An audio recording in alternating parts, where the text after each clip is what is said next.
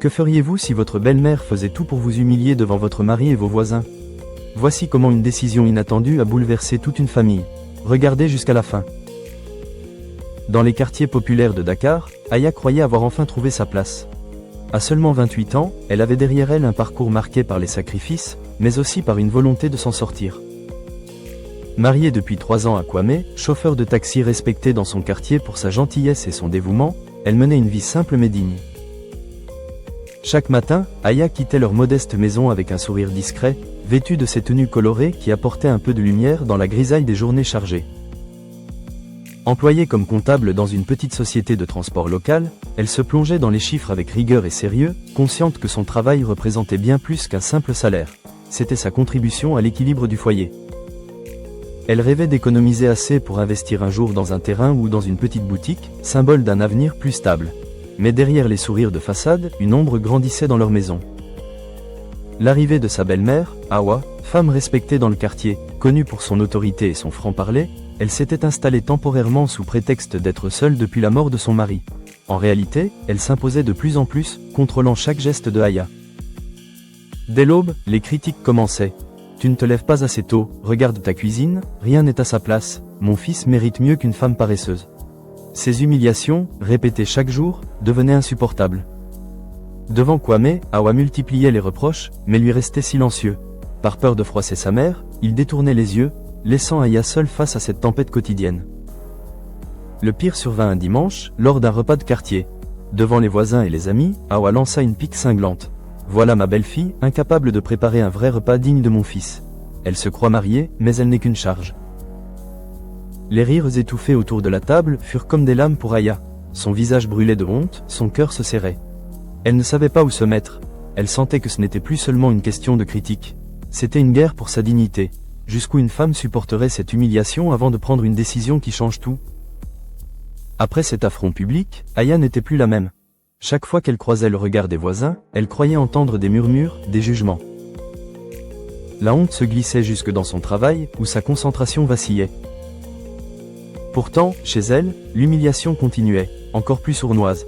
La belle-mère toxique avait trouvé son terrain de jeu, la cuisine, le ménage, et même l'apparence de Aya. Le matin, quand elle s'habillait pour aller travailler, Awa lâchait. « Tu t'apprêtes pour qui?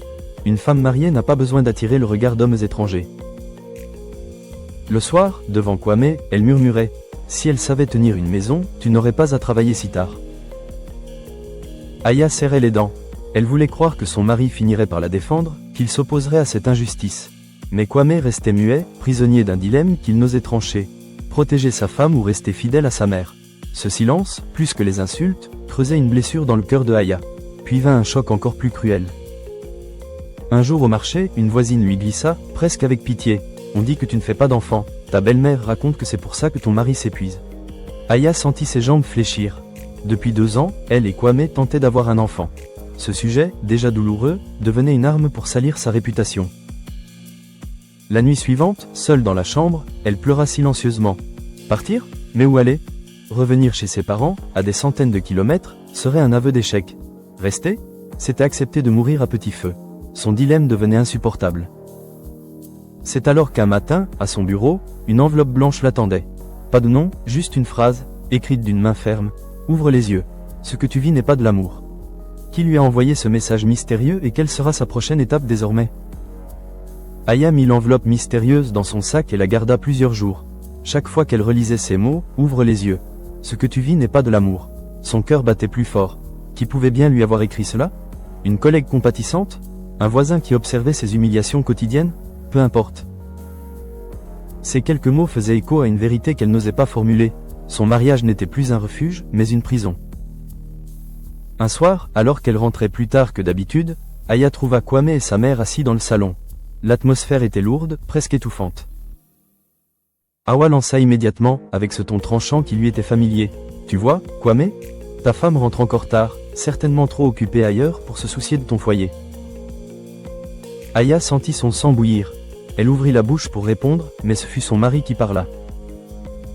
Et ces mots la frappèrent comme une gifle. « Maman a raison, Aya, tu n'es jamais à la hauteur. » Elle resta figée. Kwame, l'homme qu'elle avait soutenu pendant ses longues nuits de travail, venait de la trahir devant sa mère. C'était comme si toutes ces années d'efforts, de sacrifices, n'avaient jamais existé. Cette nuit-là, Aya s'enferma dans la chambre et pleura jusqu'à l'aube. Mais ses larmes se transformèrent en une étrange clarté, elle ne pouvait plus continuer ainsi. La lettre mystérieuse avait raison. Ce qu'elle vivait n'était pas de l'amour, mais une humiliation permanente. Alors, d'une main tremblante, elle écrivit une lettre à Kwame. Une lettre simple, mais lourde de sens. Je pars pas parce que je ne t'aime pas, mais parce que je m'aime encore assez pour ne plus supporter l'humiliation. Elle glissa la lettre sous son oreiller, prête à quitter la maison au matin, valise en main. Mais une question la hantait, est-ce que Kwame lirait ces mots avant son départ ou il découvrirait trop tard qu'il avait perdu la femme qu'il aimait? Kwame est face à un choix. Laisser Aya partir ou tenter de sauver leur mariage avant qu'il ne soit trop tard. Le matin venu, Aya avait déjà préparé sa valise. Ses gestes résonnaient comme une libération douloureuse, plier ses vêtements, rassembler ses papiers, glisser ses économies dans une petite enveloppe. Avant de quitter la maison, elle décida de passer à son bureau pour saluer ses collègues, prétextant un voyage familial. C'est là qu'elle découvrit la vérité derrière l'enveloppe mystérieuse. Aminata, une collègue plus âgée, l'appela à part, et d'une voix douce, avoua. « C'est moi qui t'ai écrit. Je t'ai vu sombrer jour après jour. Moi aussi, ma belle-mère m'a brisé avant que je trouve la force de partir. Je ne voulais pas que tu attendes de perdre ta santé pour réagir. » Ces mots résonnèrent profondément. Aya sentit une vague de gratitude et de courage monter en elle. Mais en reprenant son sac, un petit papier tomba du sac. Ses yeux s'écarquillèrent. C'était une autre lettre, cette fois-ci écrite de la main de Kwame. Les lignes tremblaient, griffonnées à la hâte. « Aya, pardonne mon silence. Je sais la douleur que tu portes. Mais tu ignores quelque chose? Si je me tais depuis si longtemps, ce n'est pas par indifférence. Maman a financé mon taxi grâce à un emprunt qu'elle n'a jamais cessé de me rappeler. Chaque fois que je voulais te défendre, elle menaçait de me faire perdre ce que j'ai construit. J'ai été lâche, oui, mais aussi prisonnier de cette dette. » Aya sentit un vertige. Tout prenait sens. Le silence de Kwame, sa soumission, ses silences pesants. Ce n'était pas seulement de la lâcheté, c'était une chaîne invisible, faite d'argent et de culpabilité. En rentrant à la maison, valise en main, elle tomba sur une scène inattendue. Dans le salon, Kwame hurlait sur sa mère.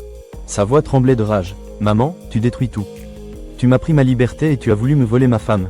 Assez. » Awa, rouge de colère, répliqua. « Ingrat. Sans moi, tu n'aurais rien. Tu choisis une étrangère contre ton propre sang. » Mais cette fois, Kwame tenait deux lettres dans ses mains.